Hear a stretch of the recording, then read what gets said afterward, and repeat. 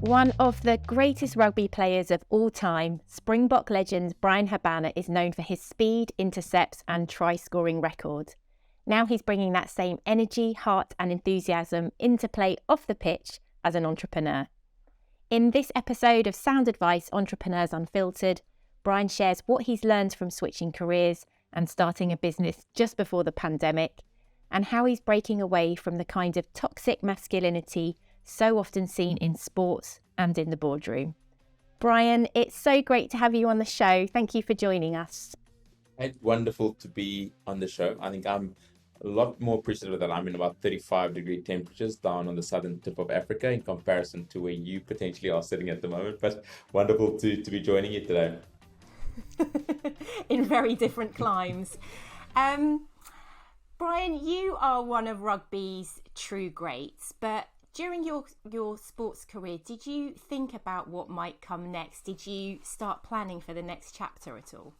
Great question. I want to say yes, but I'm probably going to have to say no. And I think, the transition period in any athlete's career is by far probably one of the most stressful periods. And it is almost like dying a mini death. And now being in it, it's easy to say, oh, I could have done this better. I could have done that better.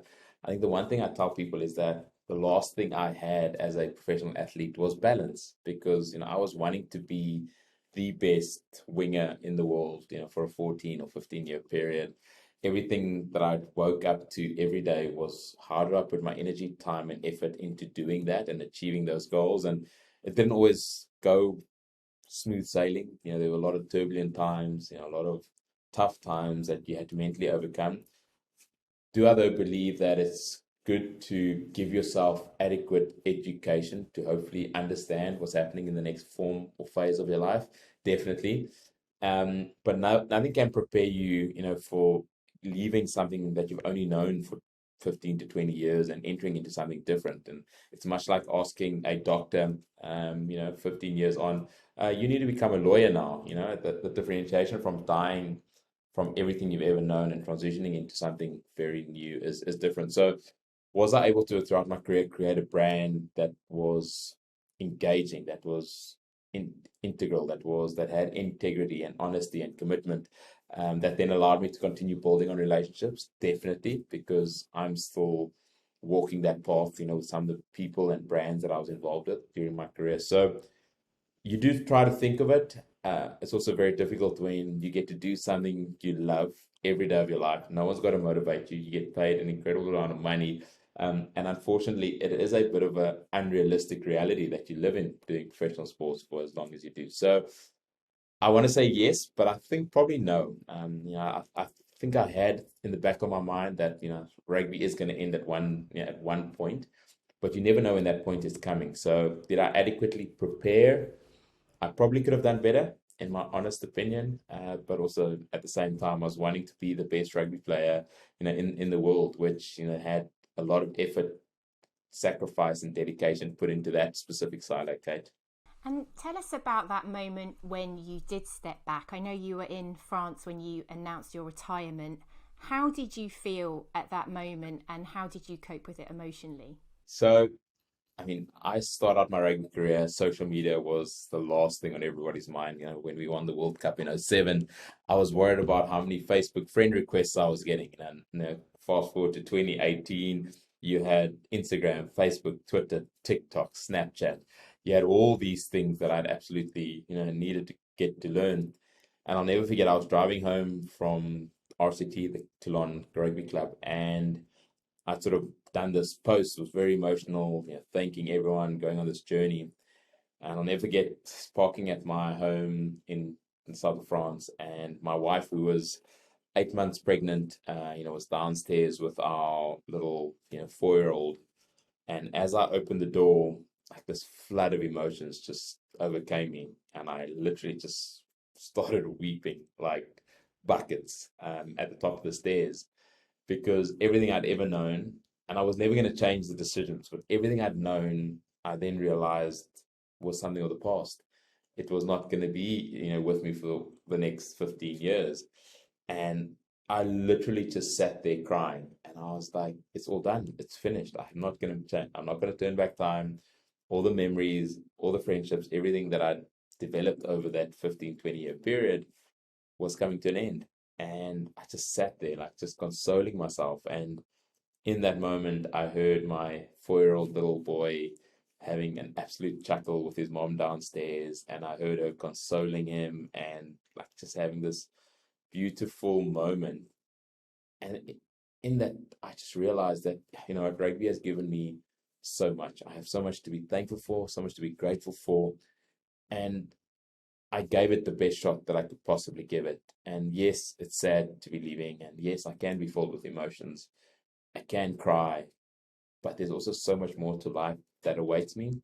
And I think the discrepancy between me sobbing at the top of the stairs and hearing that pure love happening downstairs almost consoled me in a way in which I then wiped the tears off, went downstairs and embraced the family that had supported me, had given up on their dreams so I could live mine.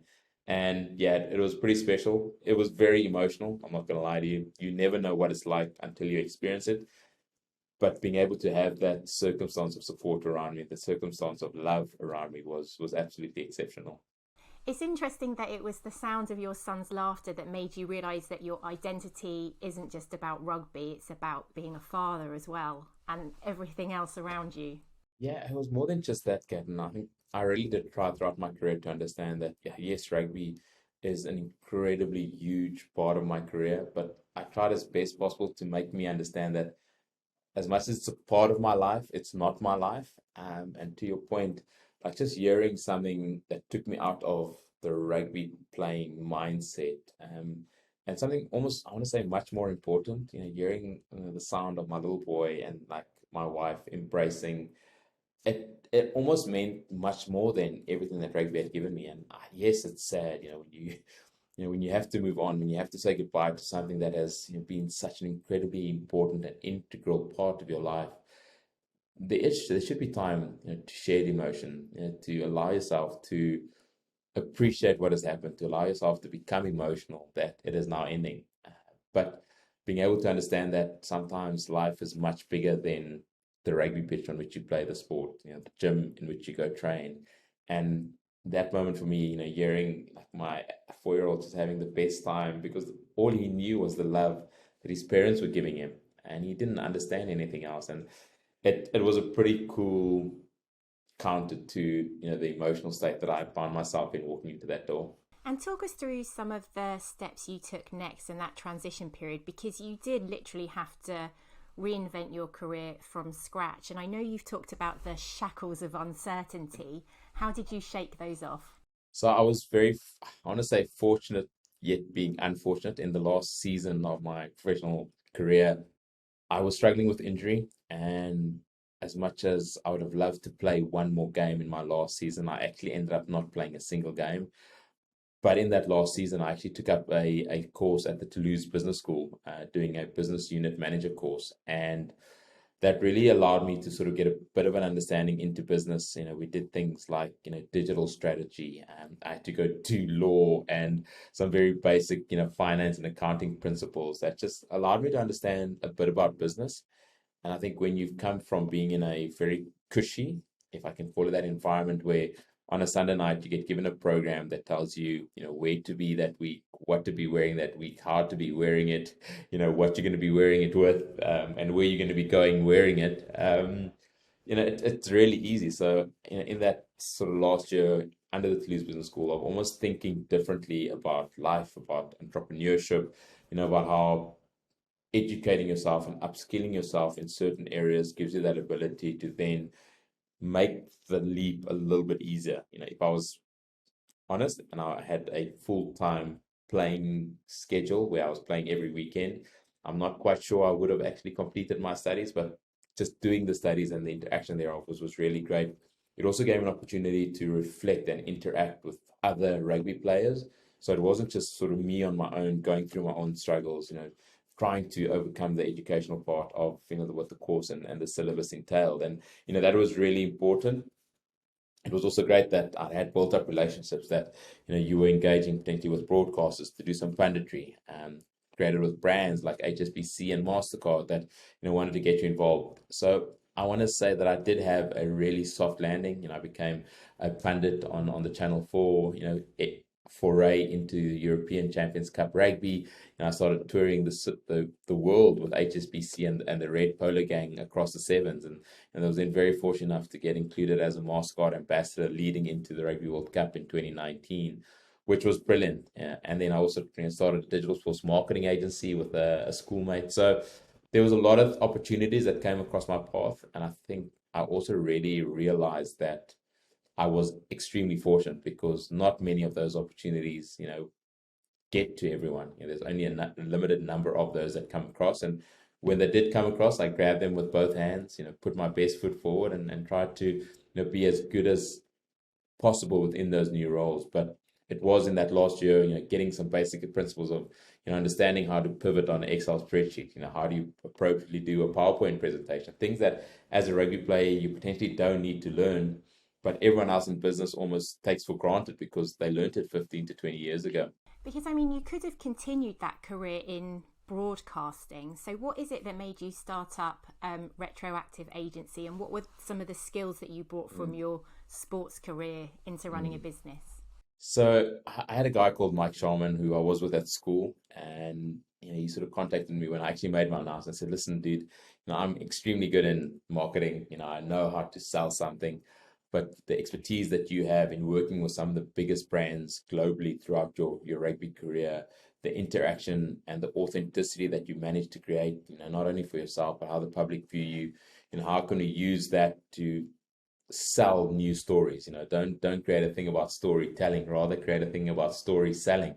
And you're leaning on Mike's expertise, leaning on his foundations, his network, and his ability to tell a story, led us to Retroactive, which we launched. And I want to say it was a bit of a far-fetched idea. I mean, I had no understanding really of marketing, even though I'd been involved in it on a number of occasions. But kicking it off and just being able to tell a different side about the interaction, the authenticity. And I think our first ever campaign, we got a guy called Hobbo, who we deemed the first ever influencer. And Hobbo, was a random nobody in a job that we sort of teamed up with an organization called Biogen, who creates some incredible supplements, and put Hobo on a journey, where he couldn't potentially even walk 100 meters, let alone run.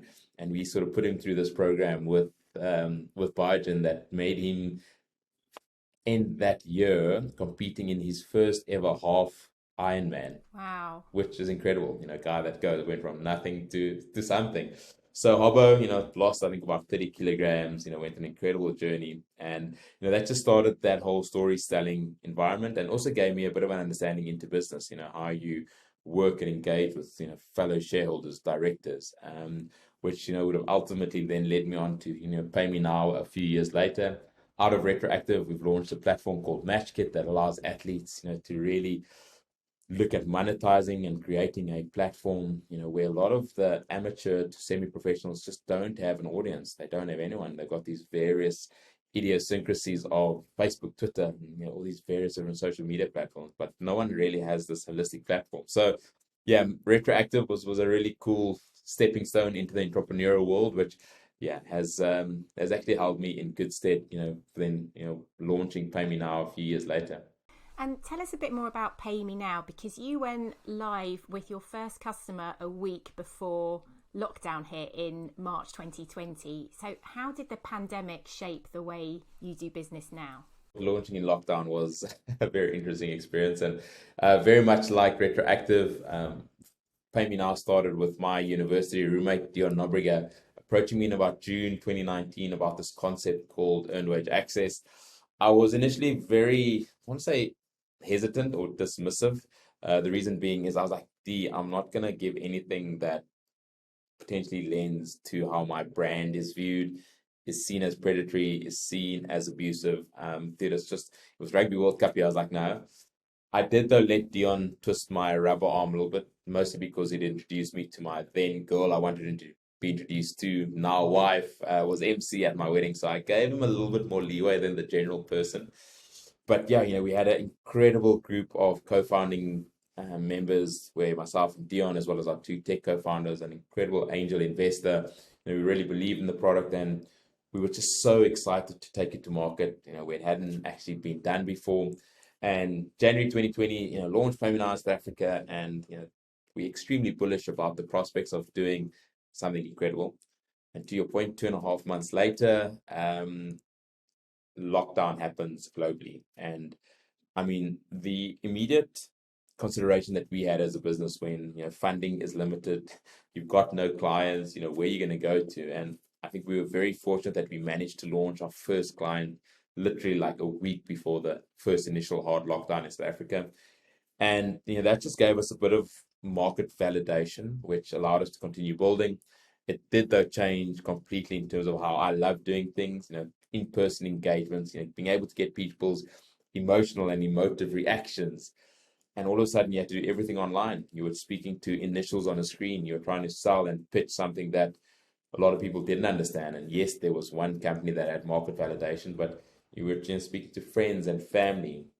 I do think, though, it gave us an incredible opportunity to let people, and particularly employers, better understand the financial constraints under which the employees were working. COVID really highlighted that, because people were losing their jobs. Business was looking at various ways of stretching the employee value proposition, because all of a sudden people were working from home, costs were getting cut. And yes, it was a very torrid, very tough time, but it did allow us to pivot and adapt and innovate, not just in our tech offering, but how we were able to sell, how we were able to change the narrative around how effective it can be to allow people, a bit of access to already earned yet unpaid wages, and in so doing, break the financial disconnect that came between that and a monthly salary. So it was, I'm not gonna lie to you, it was a challenging time period, like many had to experience, but it did give us real great opportunity to springboard and do things differently, to innovate and adapt, and really be meticulous in how we were looking at the circumstances that faced not only us, but hopefully our potential users. I mean, you talk about pivoting, innovating, adapting. How have you kept that sort of entrepreneurial startup culture as you've grown the business? So I think that's probably the holy grail. Growing as a business, you're trying to keep that corporate mindset. I think I'm extremely proud of the employees that we've managed to recruit from a Pay Me Now perspective, and that work. We've got a fantastic culture. We have this big saying that we will with 100% take attitude over aptitude any day, because you can teach people, you can upskill people, but a person's attitude is something that is very difficult to try change. And we have grown systematically, incrementally over the last 3 years. We were 4 guys thinking and doing things the same on a WhatsApp group, in a 20 square meter office. And all of a sudden, as you grow, yes, you need to start putting better business continuity processes in place. Yes, you have to start thinking and working differently with, various other people within the organization. You have to become more diligent in following process, more than just, sparks the brain. But having that culture of, every morning just checking in, for 15 minutes on stand up, making sure that, yes, your tasks for the day, your focus for the day are being adhered to, but being able to physically, look at someone and see if they are okay. And that environment of creating people who are almost running an organization as though they were in charge of it, so that they're not just an employee, they're a part of something really bigger, really more important, and understanding why we're doing what we're doing. Yes, we've got this incredible ability to grow as a company, but we really are creating tangible value for those that get to use it. And we all have been able to see that, firsthand. And as new members join, new employees come on board, that we then show them, where Pay Me Now started. Yes, it was just an idea that we've come across, but we've built it into something that is adding massive end value to the employees that use the platform. So are we there yet? No, we continue growing, we continue learning. And to that point of pivoting and adapting, I think one of the biggest things that we've had to get to understand is that sometimes we have to unlearn, because all of a sudden there's competition that pushes you further. But how I was talking to our original 3 co-founders on a WhatsApp group, and the banter we were having, and how we were thinking about things differently, now all of a sudden gets to change, because you need to have regular check-ins with your direct employees, you need to have an understanding of the various units of the tech silo, the customer and client support silo, the biz, the biz dev and ops silo. It's just all these are so intertwined. And if you're not creating good relationships, which I think is really important, that startup culture continues to slowly but surely wane away, creating a great office space where people almost love coming into the office. We are very much a bums in seats operation because all the silos really talk to each other. And I mean, today was a classic example. Our app was down through a SSL certificate that had been propagated somewhere that we had no control over. So our CSM team was becoming frenetic. Our tech team didn't know it, and because we were all sort of in this environment, we were able to solution it together. We weren't trying to wait for a response on a WhatsApp, on email. And our CEO of the company got up, called everyone around. We were able to properly engage, mobilize, fix the problem, which is really cool. Which, yes, you can do it potentially remotely, but it just is, in our opinion, much more efficient and prolific to do it, when you're in person. So yeah, it's really cool. Like I said, creating a culture that people feel a worth of why they're there. Letting people really almost take responsibility and accountability for their role and contribution they have in the success of the business. So we're not quite where we want to be. We do have a few audacious goals, but I think we've allowed growth, internally. We've had people that started as a junior on our heads of departments, which is really great. So it is a great place to work, and we've got a pretty great view of the Stellenberg Mountains. So I'm definitely not complaining. Keeps you motivated every day. You talked about the importance of having the right culture and the right processes in place as you grow. How important is data in all of that? I know there's been a lot of hype around smartboard technology in rugby recently. Tell us a little bit about what that's all about and how data and metrics come into play both in sport and in business. So if we really just take the data in sport, okay, I was there for 10, 15 years, and as a professional athlete, they say the 1%, is the difference between those that make it and don't. And Jean de Villiers, the former Springbok captain, actually gave me a great stat towards the end of last year that, in South Africa, if you played schoolboy rugby in your last year of school, your chance of becoming a Springbok in the next decade is 0.058%. So if you think of the thousands that play rugby at school, that very few that actually then get to go on and represent their country. I mean, I think there's only been 960 odd Springboks, which is insane to think that like you part of the elite group. So to the smart ball and to understanding stats, and yes, it's great to help the end user. Yes, it's great to help the viewers, the supporters watching on a TV, being able to see things that allows them to understand the game better. But as a professional athlete, being able to know how effective certain elements of the game were, that, the distance that you're getting on a kick, you're not guesstimating anymore, that you can continually test and push those boundaries,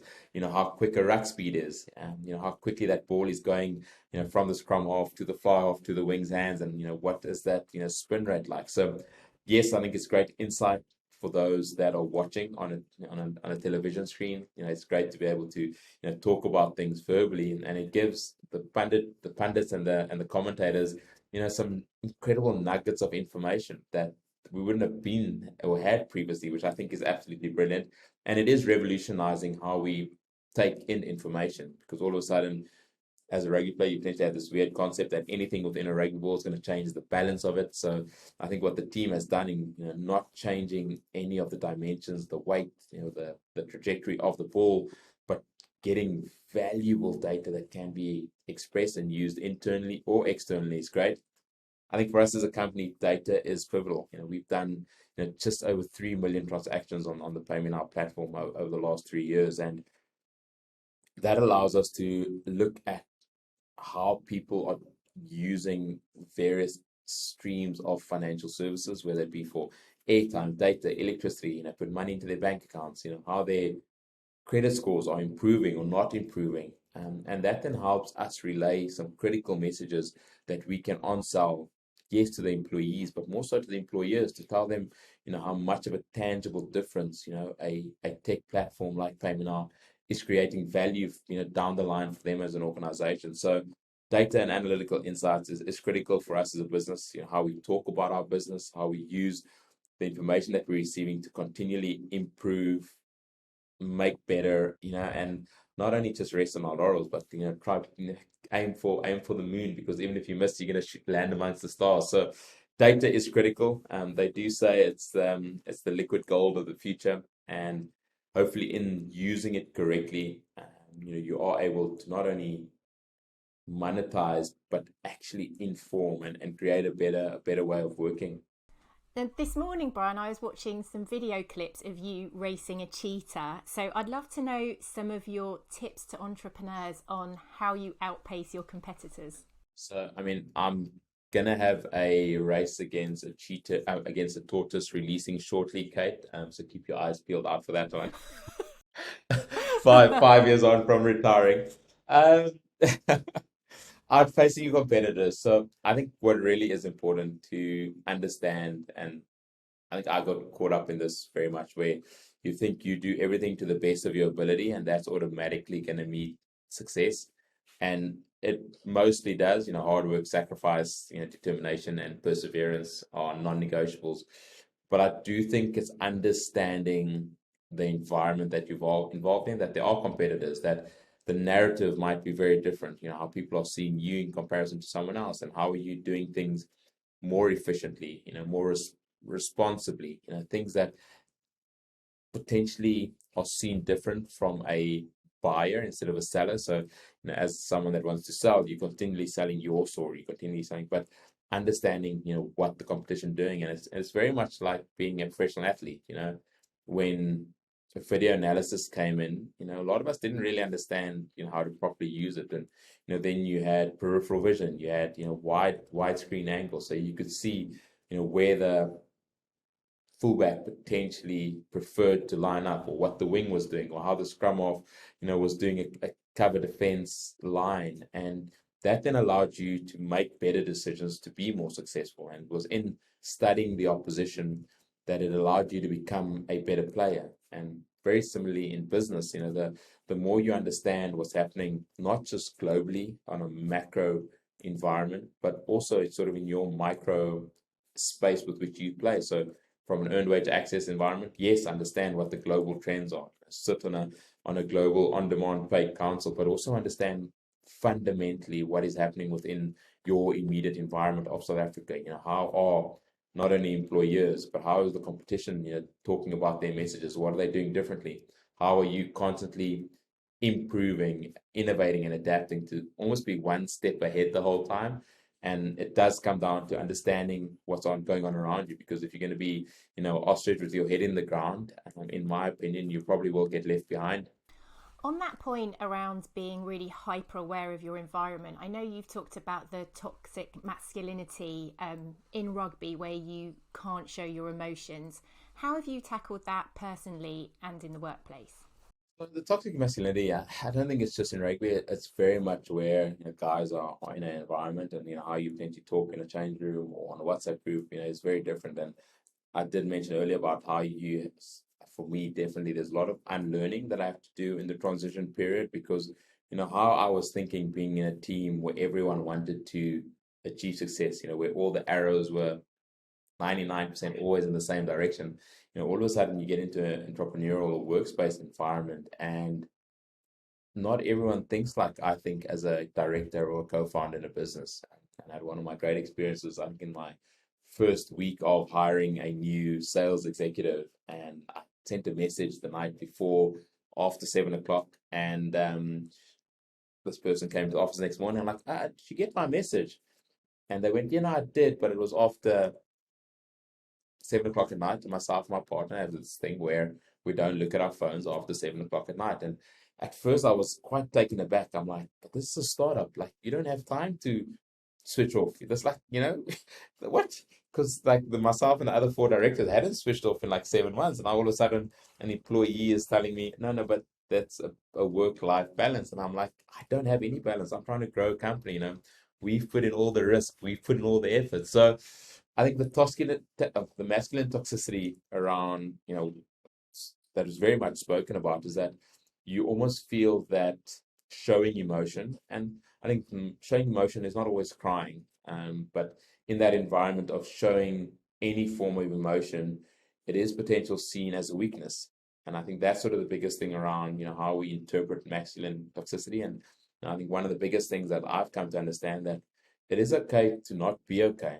And the narrative around how you then verbally able to express that, I think is really important. And I think it's become incredibly great to see around the world in many forms of rugby, players standing up and firstly taking accountability to say, I'm standing up to say it's not okay. And I'm standing up to show emotion because if I can do it, it could potentially help someone else down the line.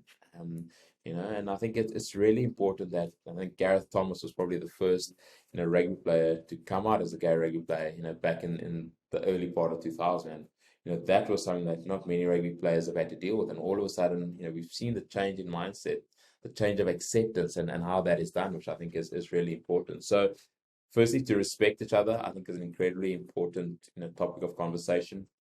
But yeah, knowing that emotion and the fact that it is okay to not be okay and that you shouldn't be felt vulnerable because of showing emotion, which I think is really important.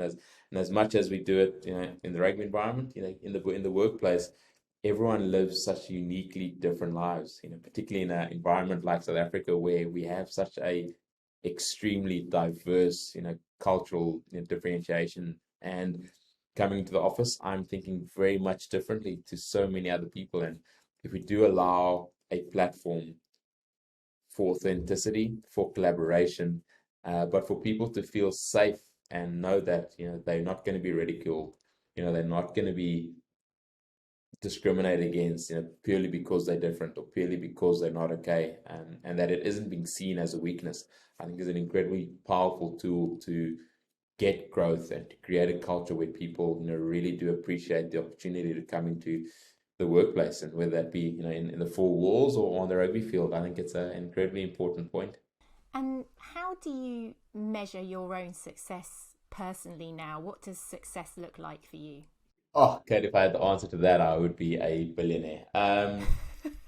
So I think each and every person, and you talk about New Year's resolutions, writing down those mini goals, the midterm goals, the long-term goals. And I think the success post rugby would, for me, being able to firstly provide, for my family. I think as first and foremost, obviously you go from earning the salary of a CEO, for doing something you love, something you're extremely passionate about, and sometimes life doesn't really give you that same salary entry bracket. When you call it quits. So it is about trying to maintain a lifestyle that I really want to give my family. I was extremely fortunate growing up. Yes, I was probably privileged, and I think it's sort of measuring, how you put certain things to task where you can provide for your family. I'm grateful that my wife, gave up all her dreams, so that I could, chase my dream of being a rugby player all around the world. I had to pack up homes a couple of times, move cross countries, cross seas, and now she's a full-time mom, which in my opinion should be a very well-paid job, because I just see how difficult, her handling our two boys, the travel schedules that they have for the various sports. So what does success look like? Success looks like me, continually growing. And I don't think success, in my opinion, is something that has an end destination. I think success is a continual journey that one goes on, and you almost have to do sort of a daily, success rate. And I think one of the things I really try to do is when I wake up in the morning, is I really do believe that you get a choice to make of how you're going to approach that day. And to choose positive, in my opinion, relates to positive choosing me throughout the day. And then success then comes in, when I look at myself in the mirror before I go to bed at night. Was I present, in the environments that I allocated my time in? Was I present when I had the opportunity with my kids? Was I present in the office, where there was effort needed, that there were circumstances that needed to be addressed? And I think success is down to each and every individual. For me, it is about, being a better person and leaving this world in a better state than when I arrived in. And an opportunity to give, where you make this world understand that one is better than zero, that you're making one life better. And Bryan, you've worked with some brilliant coaches over the years. What is it that they've taught you about leadership and how to motivate a team? I have been extremely fortunate to have worked with some great coaches, Kate, throughout my career. I think everyone actually asks me, like, who is the best coach you've ever worked with? And I think, well, I think that's a very subjective term because, what do you base based on? Is Jake White winning a Rugby World Cup, in 2007? Peter de Villiers beating the All Blacks in New Zealand, 2 years in a row. Alistair Coetzee, who does some phenomenal things. Heineke Meyer, the first ever South African to win a Super Rugby, as a coach. So I do say, hard work, sacrifice, dedication, and perseverance are non-negotiables when you want to achieve success. I think the one determinant that no one can really put their finger on is luck because, I had no, as hard as I worked and as much as I sacrificed and made sure that I was good, I had no influence on those coaches selecting me, which, I tell everyone, I can't validate choosing one coach because each and every coach actually played their part in me becoming the player that I became, but more importantly, the person, because they all instilled certain elements of value that I really took to hand to become better at what I was doing. I think if one looks at the elements or traits of influence that they've had, each and every one sort of played a role. Jake White telling me to leave the jersey in a better place than I'd found it. Peter de Villiers really leaning into the emotional state of more than just the rugby player. Heineke Meyer, understanding that if you don't have a Kaizen principle, a continuous improvement, understanding, you will never achieve success. So I think it's very difficult to potentially single out one coach. I do think as a leader, though, John Smith as the captain of the Springboks in that lead up to 2007 was phenomenal on a number of environments. I think firstly, given the unique diversity that we have in South Africa, and particularly the rivalry that we have, from a rugby perspective between the Sharks and the Bulls and the Lions and Western Province. I think what John was able to create as a captain, create an environment of honesty, of integrity and transparency, I think was incredibly important because he allowed diversity to be seen as a positive rather than a negative. And the way he was able to communicate, I think that's probably one of the greatest things I learned was that open and transparent communication always supersedes a WhatsApp or an email that could potentially be received wrongly or incorrectly. And I think for me that was really great. John was brilliant. I think he's also been, I want to say, instrumental in having a relationship with that group of players from 2007. He's been instrumental in keeping engagements going. So from a coaching perspective, some incredible sound bites, nuggets of information and knowledge that, yes, allowed me to grow as a player. But yeah, if there is one that I got to single out, John Smith was pretty special as a leader, a great friend, and he's gone on to achieve his own success in business, man, becoming CEOs of some incredible organizations. So yeah, Smitty, thanks for taking me under your wing. It was a very big wing, seeing that he played in the front row, Kate. But yeah, Smitty was Smitty was one of the good ones. Bryan, thank you so much for sharing all your pearls of wisdom with us. It's been amazing to chat to you today. I love how you've shown the same level of commitment, determination and passion on and off the pitch. Thank you so much for joining us on the show. Okay, thanks very much for having me. I really enjoyed it. To find out more about Bryan, you can follow him on Instagram @BryanHabana_ or on Twitter @BryanHabana. To find out more about how Sage is bringing you closer to the action in sport and in business, check out #SageInsights on Instagram and TikTok.